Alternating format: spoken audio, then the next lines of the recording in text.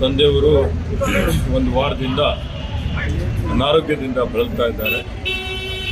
Doctor ಮುದಿಗೆ ಅವರ ಆಸ್ಪತ್ರೆಯಲ್ಲಿ admit ಆಗಿದ್ದಾರೆ. ವೈದ್ಯರ ತಂಡ 24 ತಾಸು ನಿಗಾ ವಹಿಸಿದೆ ಮತ್ತು ಇವತ್ತು ಸ್ವಲ್ಪ ಅವರ ಆರೋಗ್ಯದಲ್ಲಿ ಸುಧಾರಣೆ ಇದೆ. ಅವರಿಗೆ 102 ವರ್ಷ ವಯಸ್ಸು. ಹೀಗಾಗಿ ಅವರ ಆರೋಗ್ಯ ಸ್ಥಿರವಾಗಿದೆ. ಅವರು ಗುಣಮುಖರಾಗ್ತಾರೆ ಅನ್ನುವಂಥ ವಿಶ್ವಾಸ ಇದೆ. ಅವರ ಅಭಿಮಾನಿಗಳೆಲ್ಲರೂ ಇವತ್ತು ಅವರ ಆರೋಗ್ಯದ ಬಗ್ಗೆ ಪ್ರಾರ್ಥನೆ ಮಾಡಲಿ ಅಂತ ಹೇಳಿ ವಿನಂತಿ ಮಾಡುತ್ತೇನೆ. ವಯೋಸಹಜ ಕಾಯಿಲೆ ಇದೆ. ಅವರಿಗೆ ಸ್ವಲ್ಪ ಉಸಿರಾಟದಲ್ಲಿ ತೊಂದರೆ ಆಗಿತ್ತು ಮತ್ತು ಒಂದು 2-3 ದಿವಸದಿಂದ BP-ಯಲ್ಲಿ ಏರುಪೇರುಗಳು ಆಗ್ತಾ ಇದೆ.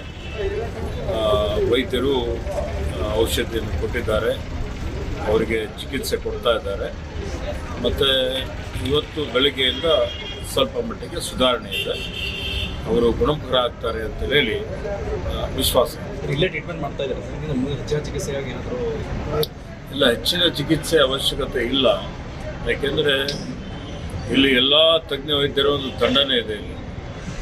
ಇಲ್ಲಿ ದೊಡ್ಡ ಆಸ್ಪತ್ರೆಯಲ್ಲಿ ಏನು ಚಿಕಿತ್ಸೆ ಕೊಡ್ತಾರೆ ಅದೆಲ್ಲ ಚಿಕಿತ್ಸೆ ಇಲ್ಲಿ ಸಿಗ್ತಾ ಇದೆ. ಚಿಕಿತ್ಸೆಯಲ್ಲಿ ಯಾವುದೇ ರೀತಿಯ ಕೊರತೆ ಇಲ್ಲ.